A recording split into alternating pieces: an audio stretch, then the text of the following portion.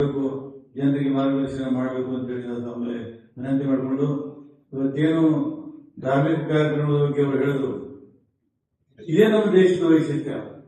ನಮ್ಮ ಎಷ್ಟೇ ಧರ್ಮಗಳು ಜಾತಿಗಳು ಇದ್ರೂ ಕೂಡ ಒಂದಾಗಿ ಬದುಕುವಂತ ಒಂದು ಪರಂಪರೆ ನಮ್ಮ ದೇಶದಲ್ಲಿದೆ. ಆ ಕಾರಣಕ್ಕಾಗಿ ನಮ್ಮ ದೇಶವನ್ನ ಯಾರು ಕೂಡ ಹೊಡಲಿಕ್ಕೆ ಸಾಧ್ಯ ಇಲ್ಲ.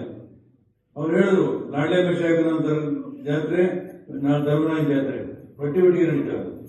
ಅದೇ ತರ ಹೆಬ್ಬಳಿಯಲ್ಲಿ ನಡೀತದೆ, ಅದೇ ತರ ಅನೇಕ ಊರುಗಳಲ್ಲಿ ನಡೀತದೆ.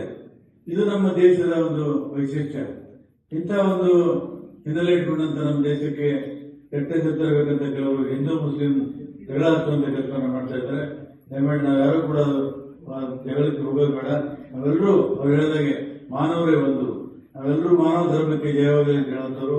ನಾವೆಲ್ಲರೂ ಒಂದಾಗಿ ಬದುಕೋಣ, ಒಂದಾಗಿ ಇರೋಣ ಅಂತ ಮಾತನಾಡ್ತಾ ಪೂಜ್ಯರು ಒಂದು ಸಣ್ಣ ಬೇಡಿಕೆ ನೆಟ್ಟಿದ್ದಾರೆ.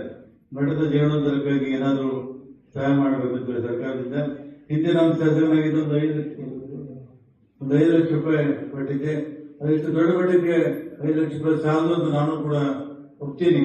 ಆದರೆ ಮುಂದೆ ನಾನು ಕೈಲಾದಷ್ಟು ಮಠದ ಸೇವೆಯನ್ನು ಮಾಡಿ ಸಹಾಯ ಮಾಡಿ ನಾನು ಪ್ರಯತ್ನ ಮಾಡ್ತೇನೆ ಅಂತ ಹೇಳ್ತಾ, ತಾವಿಲ್ಲಿ ಕರೆದು ನನಗೆ ಸನ್ಮಾನ ಮಾಡಿ ಆಶೀರ್ವಾದ ಮಾಡೋದಕ್ಕೆ ನಮ್ಮಲ್ಲಿ ಮತ್ತೊಮ್ಮೆ ಹೊಂದಿಸಿ ನನ್ನ ಮಾತುಗಳನ್ನು ಮುಗಿಸ್ತೇನೆ.